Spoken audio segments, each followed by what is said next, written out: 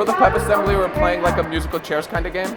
And we're setting up the chairs and stuff. I don't know. Nah, so yeah, we're gonna have 15 kids, and 2 of them are gonna get out each time. It's gonna be really fun.